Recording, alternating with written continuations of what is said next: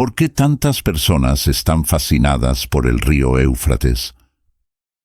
Bueno, en este video profundizaremos en este hito histórico y buscaremos su significado en la Biblia y en la profecía del fin de los tiempos. Esto se debe a que el río Éufrates se menciona en el primer libro de la Biblia y también en el último libro de la Biblia. Y si entendéis la profecía bíblica, sabréis por qué este río es tan importante.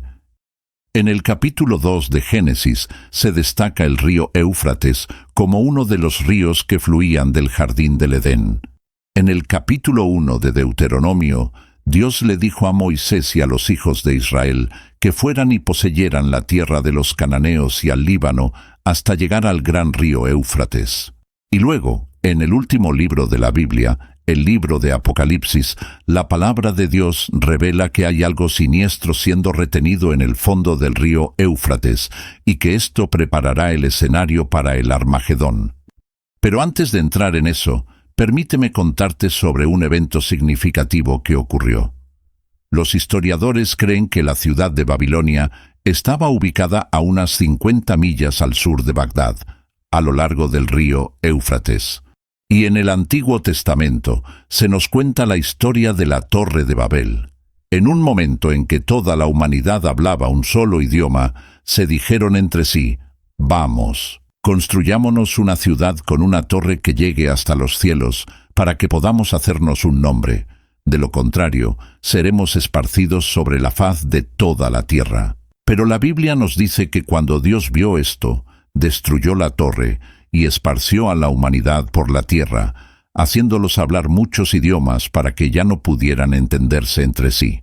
Así que ya ves, el río Éufrates ha sido un hito esencial en la historia bíblica. Pero, ¿qué hay del futuro? ¿Qué le depara el futuro al río Éufrates? Bueno, en el libro de Apocalipsis, en la sexta trompeta del juicio de Dios, la Biblia en Apocalipsis capítulo 9 nos dice que una voz solitaria de los 4 cuernos del altar de oro que está delante de Dios le dijo a un ángel de Dios que soltaría a los 4 ángeles que están atados en el gran río Éufrates. Y los 4 ángeles que habían sido mantenidos listos para esta misma hora, día, mes y año, fueron liberados para matar a una tercera parte de la humanidad. Algunos puntos dignos de mención. Dios ha mantenido a estos 4 ángeles caídos durante un tiempo muy específico en la historia humana. Serán liberados solo para una misión específica de destrucción. Pero, ¿por qué son estos 4 tan únicos en el sentido de que solo hay otra criatura que está atada en el abismo sin fondo por 1000 años, y este es el diablo? Pero esto sucede más adelante en Apocalipsis 20. Pero esto resalta la gravedad de estos ángeles caídos. Estos 4 ángeles en los Éufrates están en una categoría separada de otros ángeles caídos, porque esto es lo que la Biblia nos dice sobre la ubicación de otros ángeles caídos.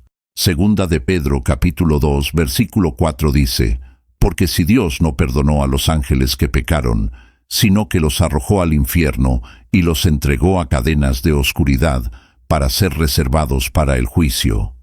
Así que los otros ángeles caídos que se rebelaron en el cielo fueron arrojados al infierno, y ahora mismo están encadenados esperando el juicio. Pero, ¿qué es lo que hace que los 4 ángeles atados en el Éufrates sean tan especiales? ¿Por qué están reservados solo para la tribulación y otros ángeles caídos no lo están? Bueno, algunos han sugerido que estos ángeles son la representación real de lo que el diablo vino a hacer a esta tierra: matar, robar y destruir. Por lo tanto, serán liberados solo al final de los tiempos. Ahora, antes de continuar, debes entender que estos 4 ángeles satánicos son como nada que este mundo haya visto jamás. Imagina cuán malos son estos ángeles malvados para que Dios los tenga atados en el fondo del río Éufrates. El único propósito de estos ángeles caídos es matar a una tercera parte de la población de la tierra. Algunos comentaristas bíblicos especulan que estos ángeles podrían haber sido ángeles de alto rango que fueron expulsados del cielo con Lucifer. La Biblia nos dice que cuando Lucifer fue expulsado del cielo, una tercera parte de los ángeles cayó con él. No se nos dan detalles sobre qué tipo de ángeles fueron expulsados del cielo, pero algunos estudiosos especulan que puede haber habido algunos otros ángeles principales de alto rango incluidos. Y este argumento proviene del hecho de que estos 4 ángeles eran tan poderosos que Dios decidió mantenerlos atados hasta el período de la tribulación, y cuando fueron liberados, lideraron un ejército de 200 millones de jinetes. Ahora, lo que no sabemos es que cuando lideran un ejército de 200 millones de jinetes, ¿son estos caballos reales con jinetes reales? ¿Es esto un símbolo de un ejército demoníaco sobrenatural? ¿O es este un ejército moderno? Algunos comentaristas cristianos ofrecen argumentos adicionales que sugieren que estos 4 ángeles en el fondo del Éufrates son ángeles caídos de alto rango debido a lo que se nos dice en Efesios 6:12. La Biblia dice: «Porque no luchamos contra carne y sangre, sino contra principados, contra potestades, contra los gobernadores de las tinieblas de este siglo, contra huestes espirituales de maldad en las regiones celestes». A partir de esta descripción, esto es lo que podemos interpretar. El diablo tiene un reino, el reino de las tinieblas. En este reino hay una estructura, hay órdenes descendentes de autoridad, que son principados o espíritus principales. Hay gobernantes malvados de las tinieblas, y luego huestes espirituales de maldad, es decir, espíritus malignos. Ahora, algunos pueden decir: bueno, esto es solo interpretación. La Biblia no entra claramente en esto. Bueno, si retrocedes en el tiempo y vas al Antiguo Testamento, hubo un tiempo en que Daniel buscaba el rostro de Dios en oración porque quería una revelación de Dios sobre el futuro. Después de 3 semanas de intensa oración y ayuno, un ángel de Dios apareció ante Daniel. Y esto es lo que el ángel dijo. Aquí es donde obtenemos una fuerte pista sobre los espíritus principales malignos.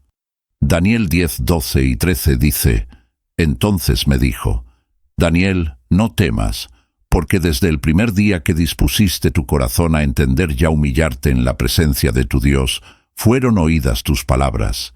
Ya a causa de tus palabras yo he venido. Pero el príncipe del reino de Persia se me opuso durante 21 días. Pero él aquí, Miguel, uno de los principales príncipes, vino a ayudarme, y quedó allí con los reyes de Persia».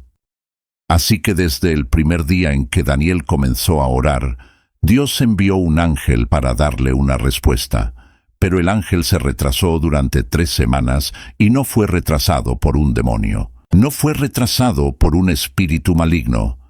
El ángel de Dios fue retrasado por un principado, un espíritu principal maligno que era tan fuerte que Miguel, el arcángel de Dios, vino a ayudar y luchar contra este principado. Así que ves, es una interpretación válida ver a los ángeles que están atados en el fondo de los Éufrates como ángeles principales de alto rango, que quizás fueron ángeles de guerra o extremadamente malignos cuando se rebelaron junto a Lucifer en el cielo. No lo sabemos. Pero sea cual sea el caso, la Biblia no nos da más información sobre estos ángeles, aparte del hecho de que cuando sean liberados, tendrán el poder de matar a una tercera parte de la humanidad. Ahora, la segunda vez que se menciona el río en el libro de Apocalipsis es en el capítulo 16, cuando se derraman las 7 copas del juicio sobre la tierra. Apocalipsis capítulo 16, versículos 12 al 14, dice: «El sexto ángel derramó su copa sobre el gran río Éufrates, y su agua se secó, para que el camino de los reyes del este esté preparado. Y vi 3 espíritus inmundos, semejantes a ranas, salir de la boca del dragón, de la boca de la bestia y de la boca del falso profeta, porque son espíritus de demonios que hacen señales y van a los reyes de la tierra y de todo el mundo para reunirlos para la batalla de aquel gran día del Dios Todopoderoso». De este pasaje de las Escrituras se nos dice que este icónico río se seca. Ahora bien, Es posible que hayas anotado que en los últimos 12 meses el río Éufrates ha estado mucho más en los medios. Al Jazeera informa sobre una disminución del flujo del río Éufrates desde la vecina Siria. La revista Premier Christianity publicó un artículo titulado «El río Éufrates se está secando, pero no te emociones demasiado con las profecías del fin de los tiempos». Y sigue diciendo que la crisis ambiental en general seguramente es un presagio de los últimos días. Además de esto, varios estudios han informado que el flujo de agua del río ha disminuido en más del 60% durante el último siglo debido a las presas y los proyectos de irrigación en Turquía, Siria e Irak. Aunque estos titulares han atraído mucha atención y a pesar de que algunas personas dicen que el fin ha comenzado, creo que la profecía en Apocalipsis 16 sobre el secado del gran río será un evento mucho más significativo. Es sorprendente que la Biblia diga que el río se seca para que el camino de los reyes del este esté preparado. ¿Qué significa esto? Uno de los eventos clave que conducen al Armagedón es el secado del Éufrates.